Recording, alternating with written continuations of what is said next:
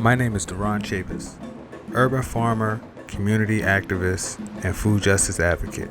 Join me and my comrades as we talk resiliency, community, social justice, and why Black space matters. This is Duron Chavis, and we're here at Black Space Matters. I'm here with Michael Carter Jr., who is a farmer and also a food justice advocate. Talk a little bit about the work that you do around agriculture. Gotcha. Michael Carter Jr. with Carter Farms and Agriculture and Henassim and Carter Brothers, various businesses that we have under the Carter umbrella. I'm a fifth generation farmer. My family land in Orange County, Virginia, that we've been maintaining in the family since 1910. It's in my blood, and at this point I can't deny it, and I worked in Ghana, West Africa, I worked in Kenya, I worked in Israel, doing what I love to do and what I do best. So tell us a little bit about this concept of food justice. How are you interpreting, the term food justice as it relates to the work that you do in community? Food justice begins with food choice. What you choose to put in your body, what you choose to consume. That's when the justice really starts to happen. When you start becoming an advocate for yourself and your health, your community sees a difference, your personal life sees a difference. Many times we talk about food deserts and food apartheid. In a capitalistic society, you're talking about economics.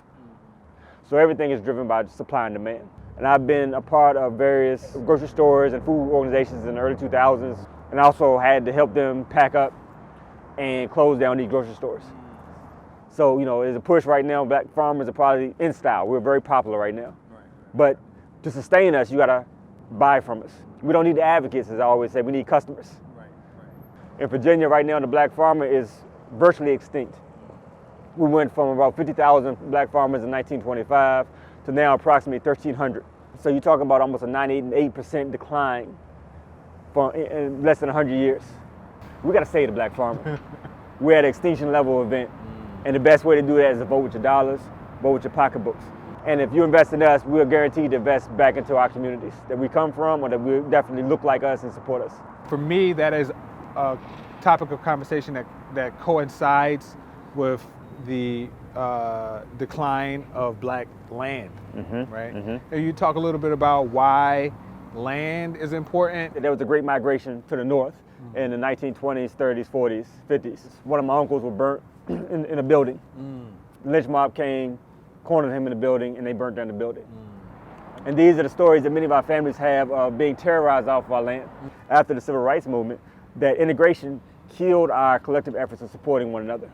So instead of supporting the black farmers who we had been supporting for ages, we started going to Winn-Dixie and Safeway and Giant and Food Lion and Publix and Kroger's. Right.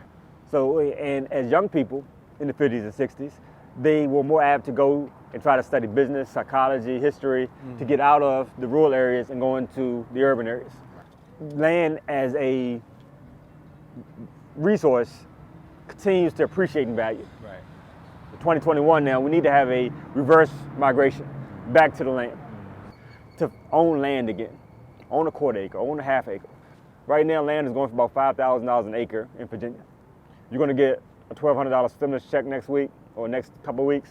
That's a great down payment on an acre of land. And that's, land is power.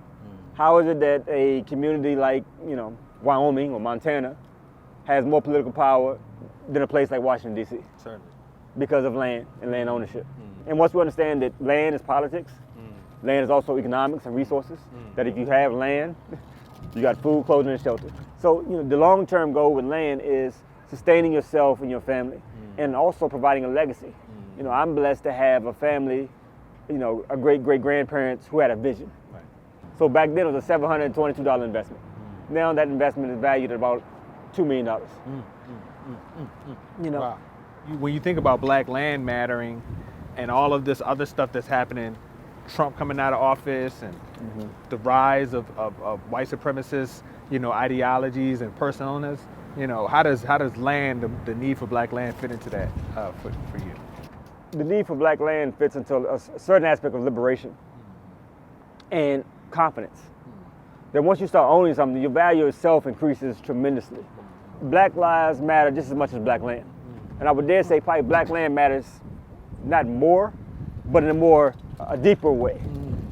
It has systemic value to the community and to your legacy. The community projects that we're in, we don't own any of that. We go, somebody else comes in. You know, that's one generation of living. That's not how, that's not how you sustain any type of movement, let alone your life.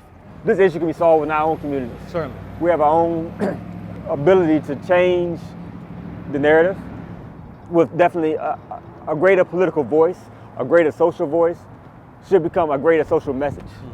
That the message should be crafted towards something that's meaningful to us. Not a hashtag, not a slogan, but a plan. What does black space look like now? And how does it help us? What does resiliency for you mean in this work of agriculture,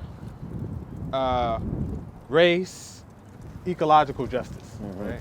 Resiliency is a mother and a father because it's a blessing and a curse. Resiliency says you can endure a lot and maintain. It's a curse because you can endure a lot and maintain, you endure a lot and maintain. Right. And that's been an issue with black people in America, black people in the West, black people in Africa for the last 400 to 600 years. Whereas because we're so resilient, because we can endure just about anything, we've kind of been enduring anything and not putting up a fight.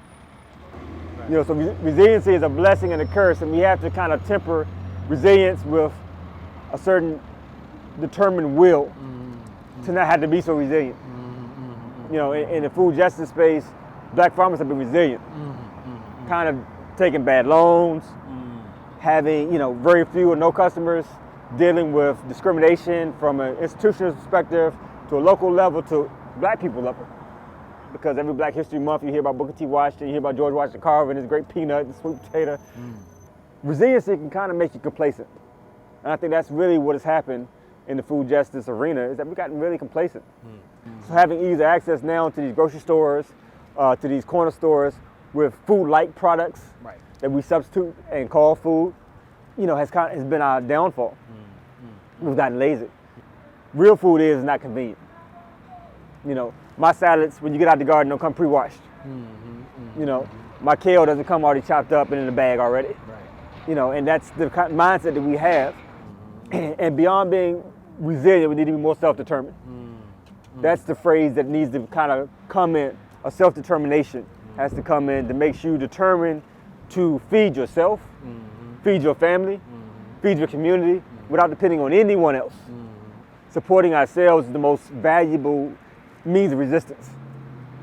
But when we create spaces that we can be ourselves within, it's an opportunity for us to decompress, think about what's next, or at least breathe for a moment, but not even having to think about what's next, right? Even having our space, we need time to decompress and to figure out what this space looks like, because this is new to us.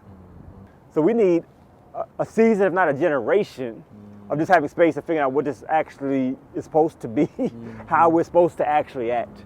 How can we actually engage with each other in a way that's meaningful and healing? And you can't hear a 400-year cancer with a month, with a season, with a year, with a hashtag. You can't do that. Can you have an African dream for yourself and your family and your community that fits in with your American mindset and your American reality, but honors both legacies and understands that you couldn't have one without the other? What do you consider your work, going into 2021? What's your road to hoe, so to speak? First of all, setting up my farm to be more of a agritourism, Afro-tourism reality, as well as growing, African and ethnic foods, working with farmers throughout the region, growing myself. So my sons have a seed business, so we're going to continue to grow out seeds for that, as well as grow seeds out for other companies like Southern Exposure Seed Exchange. Once it becomes legal, we're going to use marijuana and hemp as our gateway plant to agriculture and vocations. To try to increase the number of young black farmers that come to the pipeline. Right now, the average age for a black farmer in the state is 63 years old. But we need to lower that. We need to get it down to like 40. Bring in our young people. And the best way to bring in young people is to show them that it's viable, economically viable. To me, 2020 was a very good season. And 2021 is going to be a better season because more people, we planted seeds in 2020 to support black farmers. Nice, that's it. So put your faith in us. Show us that you love us by spending with us. All right, well, yeah, we've been tuned in with Michael Carter Jr. This is Black Space Matters.